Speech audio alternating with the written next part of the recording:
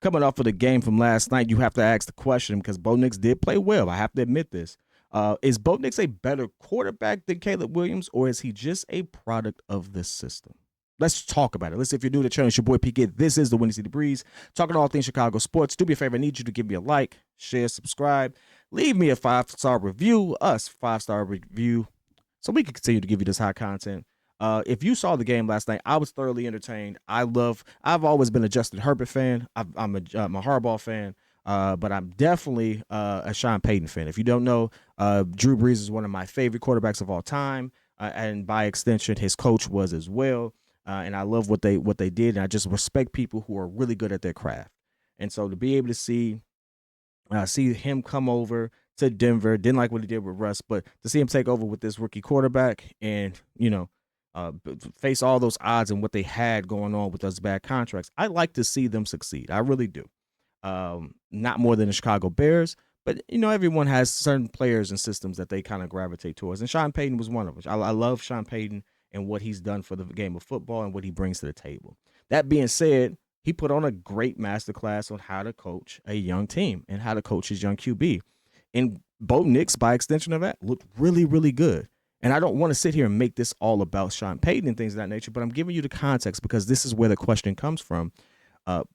Is Bo Nix better than Caleb Williams? Let's just lay out the facts as they are. From a completion standpoint, attempt standpoint, percentage standpoint, yards currently, yards per attempt, touchdowns, and how the least amount of sacks, yes. If you pulled it up on a chart, you see that Bo Nix leads Caleb Williams in all of those areas. And if you want to be a smart aleck about it, you're like, well, Paris, that's just about all the stuff I want my quarterback to do. And I'd be like, you're right. I'm not going to lie about that. But I do want to sit here and add in something that's called, it's a big word for some of you all. It's called context, right? I wish I, put the graphic there. But context does matter. But I'm going to call a spade a spade. Right now, Bo Nix is playing better than Caleb Williams. He's not struggling as much, although he did have a 3 INT game the week before. He's not struggling as much. He looks a little more confident, things of that nature. And so that's why the question is what it is. Is he better or is he a product of that system? And the real answer is both. That system that Sean Payton has put in place for his young quarterback has him not only outperforming, but looking more confident than Caleb Williams right now. Now, I do not believe Bo Nix is a better talent than Caleb Williams. I do not believe that Bo Nix will ultimately be a better quarterback in the long run than Caleb Williams. However, that is all dependent on the opportunities and the systems and situations that they find themselves. Circumstances do matter.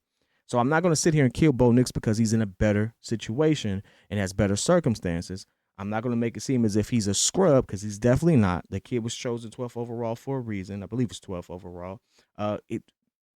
He's going to be a good QB. And he's in the right situation to prove that he's going to be a good QB. Great is yet to be seen. But he's in a good situation.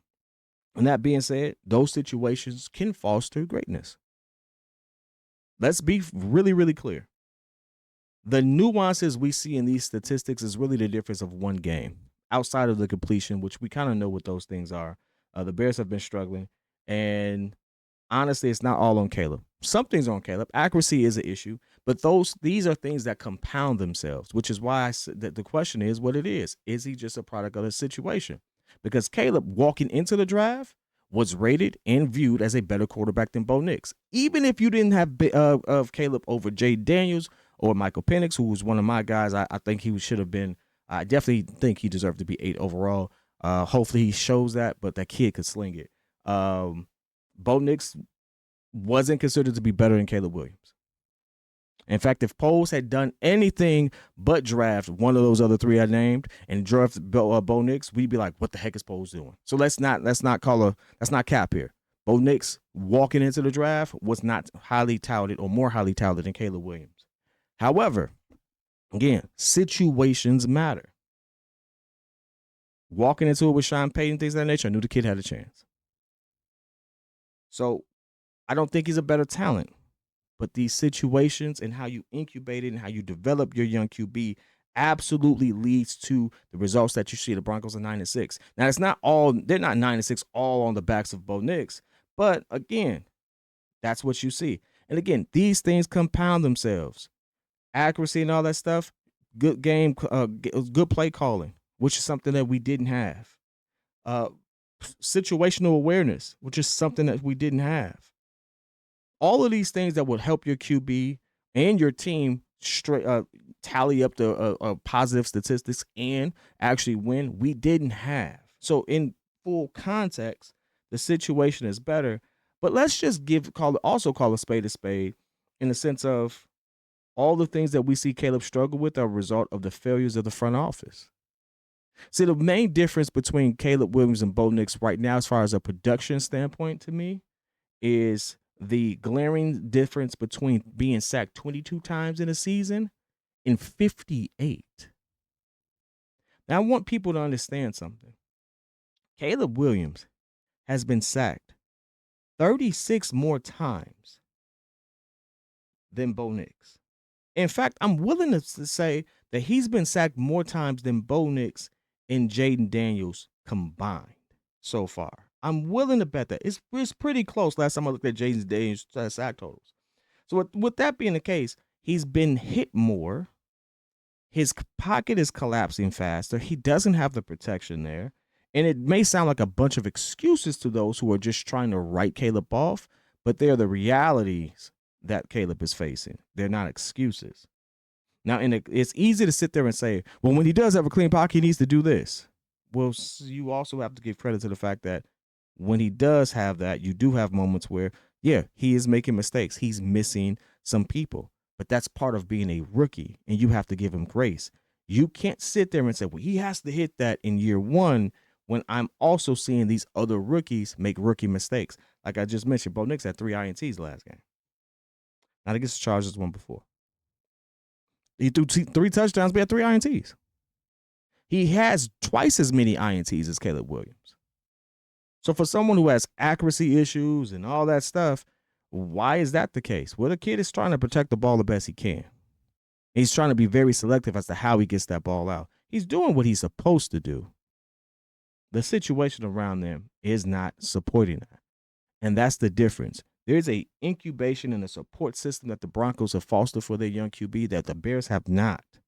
And if we compared apples to apples and if everything was the same, I do believe that Caleb Williams would have better statistics and better numbers. Mind you, Caleb Williams, although he is not leading any of those statistics I named early on, is literally one game apart from all of them, outside of the sacks, right? Like realistically, he's had 2,937 yards. Bo Nix is at 3,235 yards. Bo Nix played yesterday. Caleb Williams plays this weekend. If Caleb Williams has a 250-yard, 200 and let's just call it a 300-yard season, just for simple math, a 300-yard game, which is possible because he's done it several times this season. We're talking about very comparable stats on several statistics.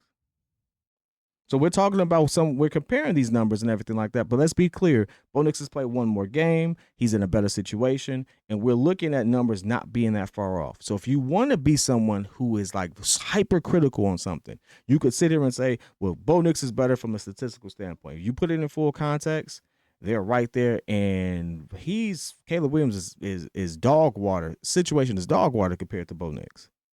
It ain't even close. It ain't even remotely close as far as how that organization is ran, the protection he has, and things of that nature. So that's the one thing I want to put in. Calling a spade is just being stoic in the sense of, hey, what do the numbers say? Right now, the numbers do lean in Bo Nix's favor. But in full context, not by much.